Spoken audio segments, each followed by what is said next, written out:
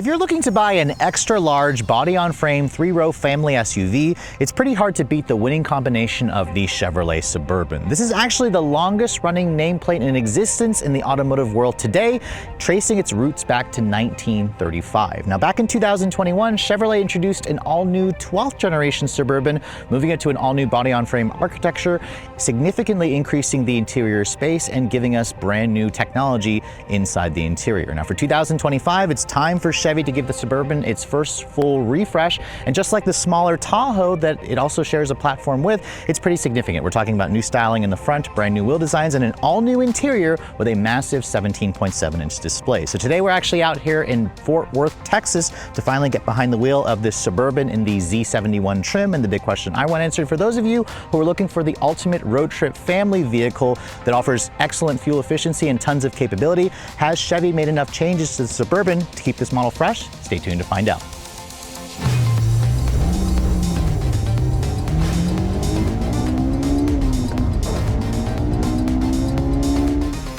So before we start talking about the exterior styling changes for 2025, I thought I'd pop the hood and show you guys what's powering this thing. Now, if you guys watched our full review on the Tahoe, this car's smaller sibling, we talked about the 6.2-liter V8 and briefly about the 5.3. However, this video, we're gonna focus on the diesel engine because it did get some upgrades for 2025. This is the only vehicle left in the segment that still offers a diesel powertrain. It's a 3-liter turbocharged inline-6 Duramax diesel. This engine basically got some internal upgrades, more boost to the turbocharger, of course, and it now makes around 305 horsepower and 495 pound-feet of torque. That's an increase of nearly 30 horsepower and 35 foot-pounds of torque, so that's like a 10% increase. GM, or Chevrolet, wasn't quite ready to talk about the fuel economy increases, but the old model was rated at 21 in the city, 27 on the highway. It hasn't yet been finalized by the EPA for new ratings. I would estimate this to be pretty similar, and that again gives it among the best fuel efficiency in the class, because when we're talking about a vehicle that gets, nearly 30 mpg on the highway with a 28-gallon fuel tank, Chevrolet says you can easily do between 600 to 700 miles of range on a full tank. So road trip king, this is definitely the vehicle you want. All that power flows through a 10-speed automatic transmission. That's a GM design transmission. And this Z71 trim comes standard with the company's full-time 4-wheel drive system with a 2-speed transfer case. That, of course, gives it even better off-road capability. 4-wheel drive is optional on the other trim levels. Now, in terms of 0 to 60 performance, Chevy wasn't ready to talk about that yet. I would estimate it'll be in the 7 to 8 second mark. Top speed for this model should be around the 110 to 115 mile per hour range. We don't have that final figure just yet. And this vehicle with the diesel engine does tow the least amount, but it still can tow a pretty hefty and significant 8,200 pounds. And as this car sits, it's also one of the heaviest models in the Tahoe Suburban family at just under 6,000 pounds. So obviously she's no featherweight. But let's go ahead and close up the hood here and talk about the exterior styling. Now, first of all, this color is called dark ash gray. It's definitely almost got like a greenish tone to it. I actually didn't even realize it was gray until I had to look at the spec sheet again. But compared to the styling, or paired with the styling, you can see the front end has been completely redesigned. You have an even bigger black grille at the front with the black Chevy bow tie logo, which I love. It's got these brand new full LED headlights, which have an even slimmer LED design. The LED turn signal is actually a sequential, but it's not sequential now because we have the hazards on.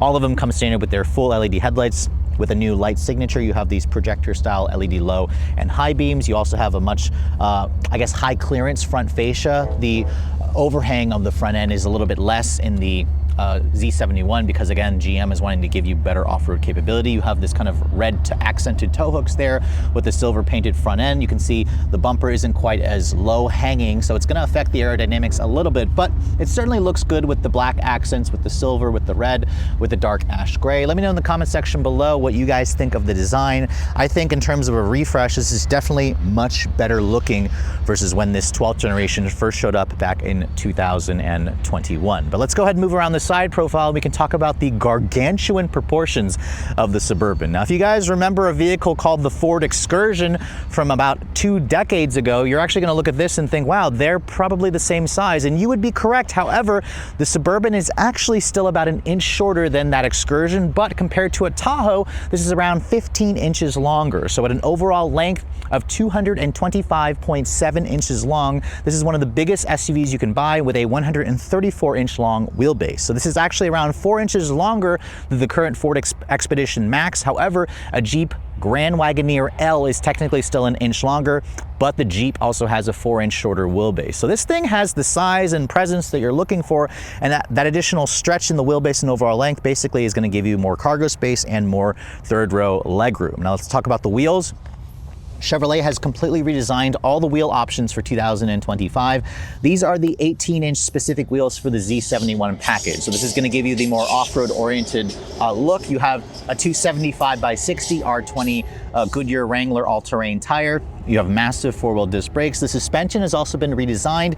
The Z71 that we're showing you here is also equipped with their air suspension with adaptive dampers. You can raise and lower this vehicle basically up to 4 inches. So at a max, the ground clearance will be around 10 inches for the ground clearance. So that's going to give you the capability you want. I'm surprised the Z71, however, doesn't have like any kind of external plastic overflares over here, but you do get this massive Z71 badge here, the Suburban badge over here. There's lots of black accents around the vehicle, which looks good with the dark ash gray, which I also kind of appreciate. Above me here, you can see I can barely reach it because the vehicle's so damn tall. You have these black painted low profile roof rails, and then this particular model that we're showing you here has the panoramic sunroof. That's typically an extra $1,500 to $2,000. I don't have final pricing yet because these vehicles are still not at dealerships, but they are heading to dealerships later this year. Now, from this angle here, you can really see the difference in the styling compared to a Tahoe because, again, most of that additional 15 inches is basically stretched in the rear overhang.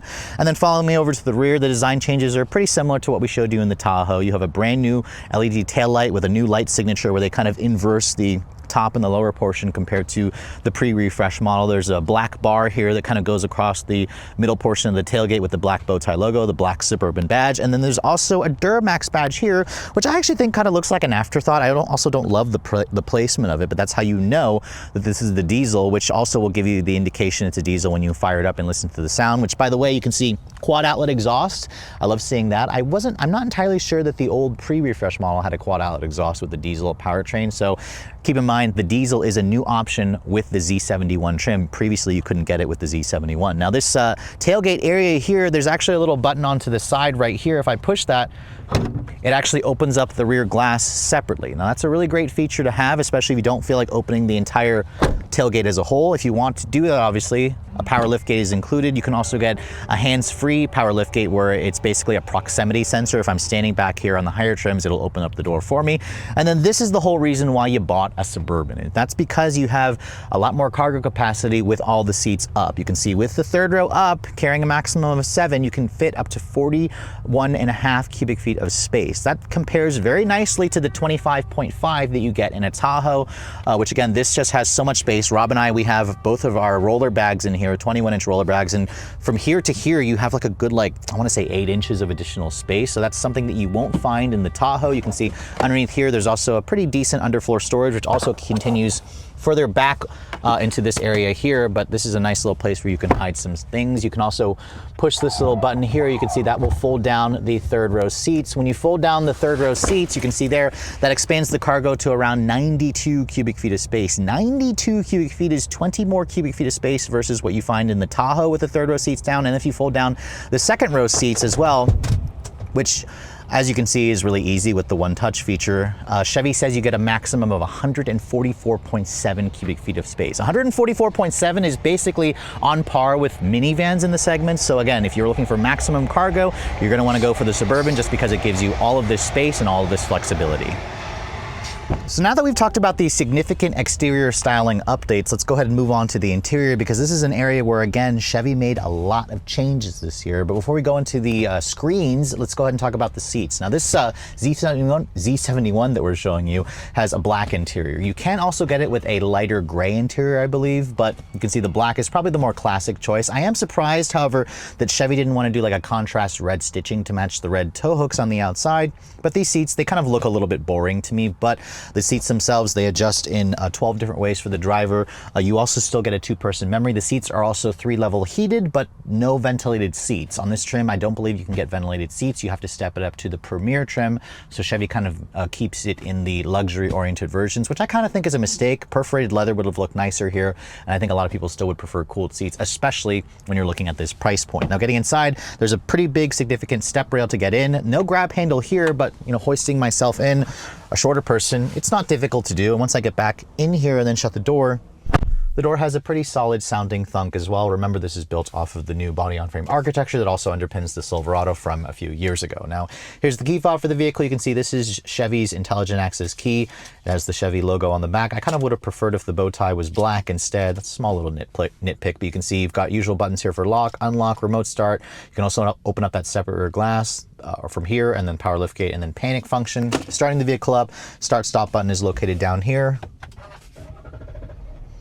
And then when you start the vehicle up, that's really your only indication is it's a diesel. It takes a little bit longer to start up. Obviously, it has that typical diesel sound, which once you get past the clatter, it kind of settles into a very refined and smooth idle. So it really shows you just how far diesel engines have come. So for those of you who are unsure about a diesel powertrain, you certainly are going to enjoy that. Now, looking at the rest of the dashboard here, you can see everything, or every trim of the Suburban comes standard with a 17.7-inch display. So even the base LS trim is going to get this new infotainment system, which has Google built in. As you can see, it has wireless Apple CarPlay and Android Auto. You can't get this if you look at something like their electric vehicles like the Chevrolet Blazer EV, but this screen here is just absolutely fantastic. In the instrument panel, you also have an 11-inch fully digital cluster, which basically allows you to customize the look by pushing this button here. You can put the Google Maps from the interface of the car, the native system. You can put Apple CarPlay maps over there, and then you can also go into a driver assistance, a more like relaxed mode here, which is your digital gauge cluster, go into a single dial there, and then the more traditional 2-dial. I really prefer the look of that. But in terms of the technology, as you can see, Chevy has really made some big improvements. In terms of the materials, this is not the luxury-oriented high country that we showed you in our Tahoe review, but let's go ahead and talk about the materials here. On the door panel, you can see there is a slightly padded area here with some cross stitching. You have some aluminum trim here, some fake wood accents over here as well. You have a padded area here where you rest your elbow. The windows are one touch up, down for all four. I'm sorry, they're only one touch down for all four. They're only one touch up for the front windows. The rear windows, however, are not one touch up. The steering wheel, you can see, is a new steering wheel. It's got a nice thick rim. Our particular test car is missing the Super Cruise option, which would give you the status bar here and another camera here.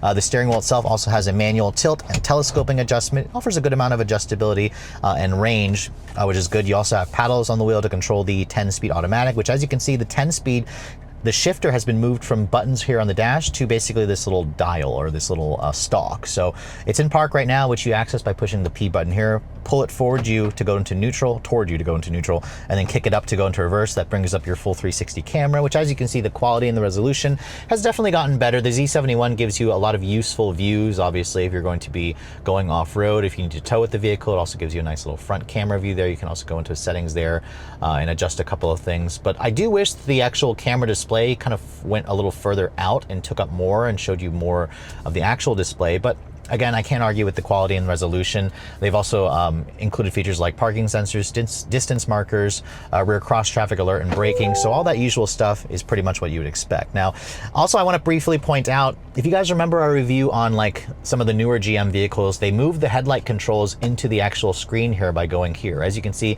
the headlight controls are not here in the screen, and that's because here in the Suburban, they're actually still located here on the dash. So you can see over here on the left side, there's still a headlight dial over here, which I really appreciate. You have your 4-wheel drive system over here where you can go between an auto, a 4 high, 4 low, even 2 high. And then your drive mode selector is here.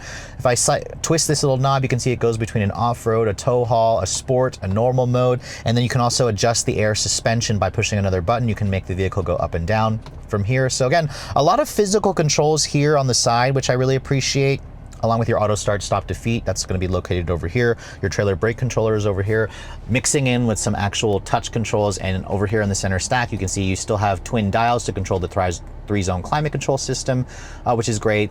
I don't love the piano black plastic here, but I love how Chevy gives you the option to either adjust the temperature here or here. If you want to access the heated seat, however, it's located in the screen. So you can see, push that, it brings you 2 different levels, because you can also only just turn on the seat back warmer instead of the seat butt and back warmer. This is always kind of located at the bottom portion of the screen, so it never leaves, but some of you who are used to an actual physical hard button for that, you may not like the fact that it's now been moved into the screen. There is a dedicated volume knob here, which is nice.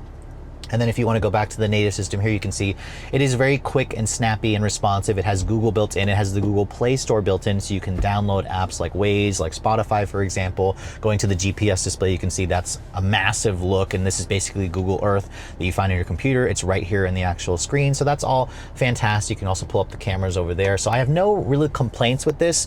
Chevy says this is the biggest screen in the class, which it is. And I think it looks absolutely fantastic. It's necessary in a vehicle that's this large. Now, in terms of the rest of the dash materials, you can see there is a soft touch padded area here. This is actually covered in the same leather material. This area here is soft touch injection molded plastic with a faux stitching, fake wood trim here, real stitching over here with some aluminum accents. And then over here in the instrument panel hood, there's the gauge display. And then you can see there's a small little area there where it projects basically a warning light if you're gonna crash into somebody. Compared to the heads-up display, this area is less chunky, so I very much appreciate that, which is definitely nice. Here in the center console area, you can see you have a wireless phone charging pad, pretty big amount of storage, 2 USB ports, an A and a C, additional storage here to the side, lots of gross piano black. You can see this is a new vehicle and there's a lot of fingerprints and smudges, so you're gonna be cleaning that up if you guys are a little OCD. Open this, or looking at the center console, you can see this is a nice padded area, and if I open this up, you can see it's got a pretty decent amount of storage, although it's a little bit on the shallower side, and that's because this model here, even though it's not even the top trim, you basically push a button up here, and that will allow this to slide back, and I'll try to make sure it doesn't crush Rob's knee. I'm gonna take the camera from Rob so he can see, so I'm basically gonna push this little button right here, and that's gonna slide this back. Now, as you can see, when it slides back, make sure it's clear of passengers' knees back there.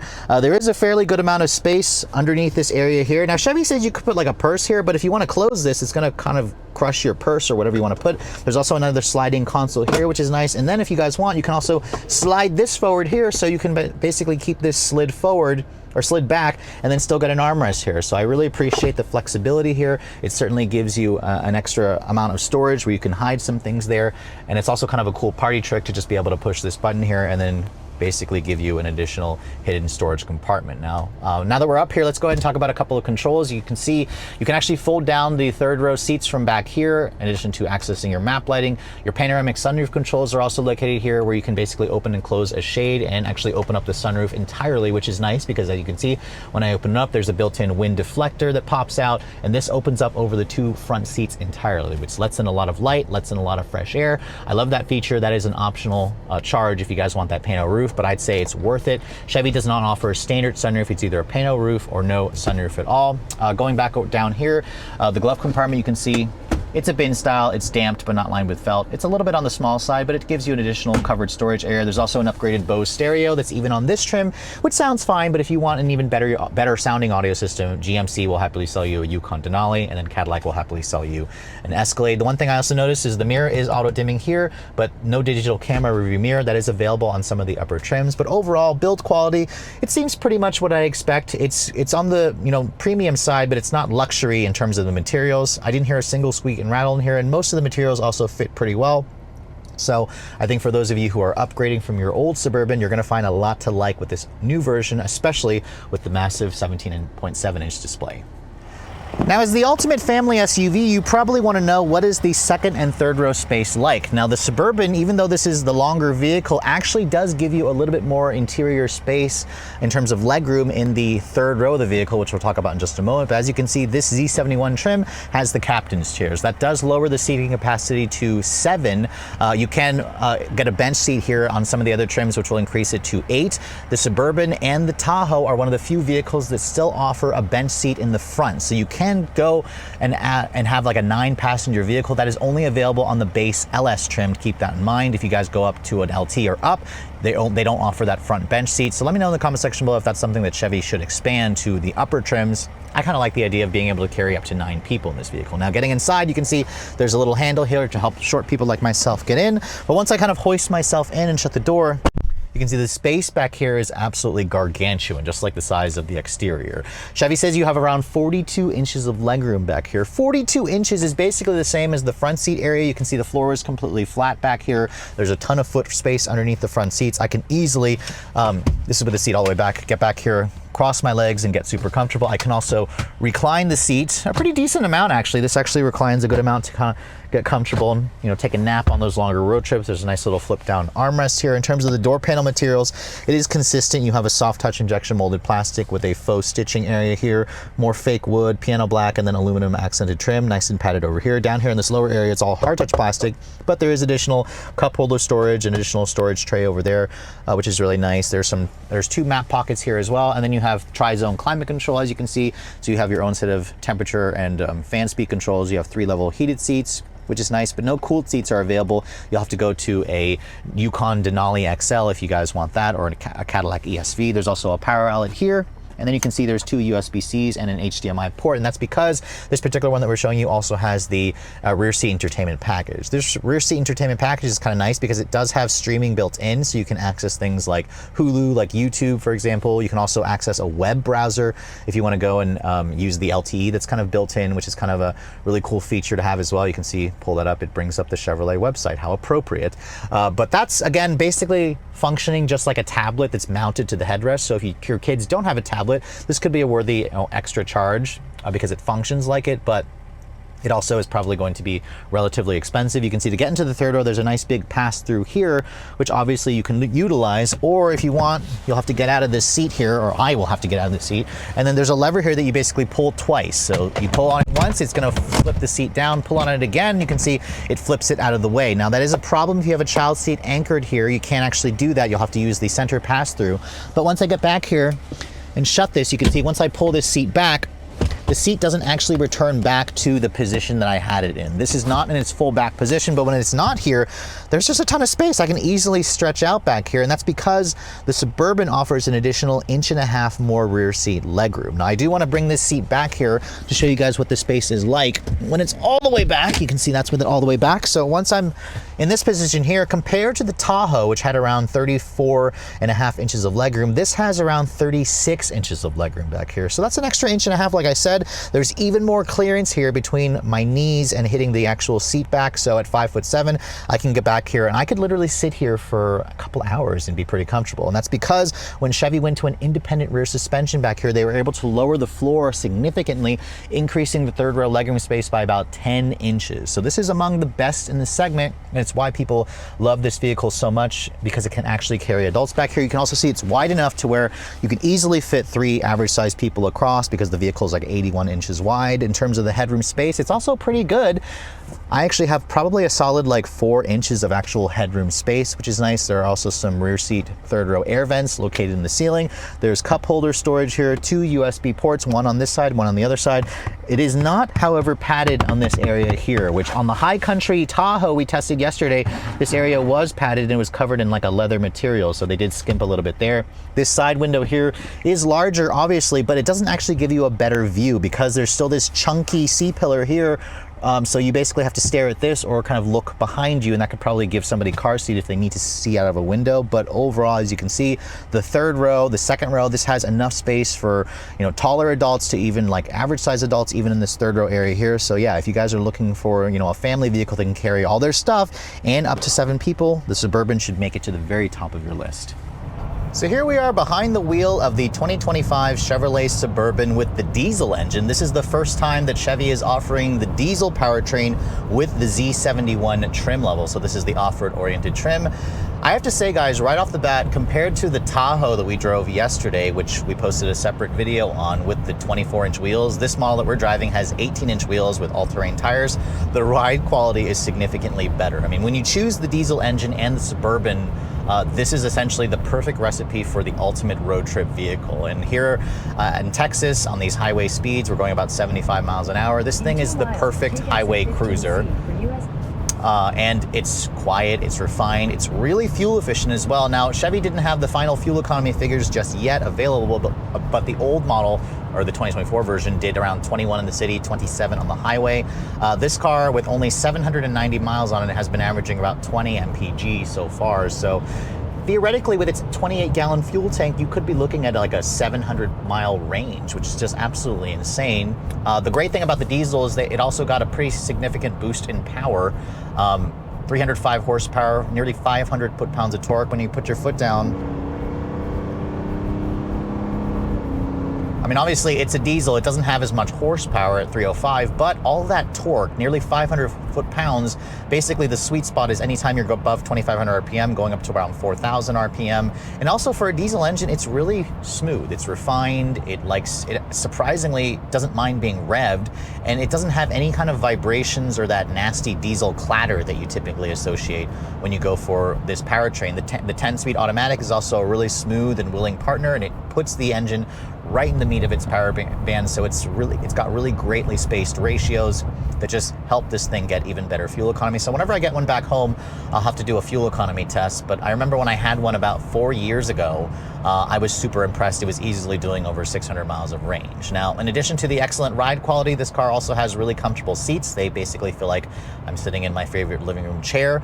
My particular test car is missing the Super Cruise option, which if you guys are gonna go for the diesel, I highly recommend going for Super Cruise as well, because it's gonna, essentially turn this vehicle into the ultimate road trip car. Now, it's a wonderful highway cruiser, but obviously it's still a behemoth of a vehicle that's like 226 inches long, which is insane. So when you start finding some corners, you're gonna feel the girth of this thing. It's one of the longest vehicles you'll drive that is an SUV.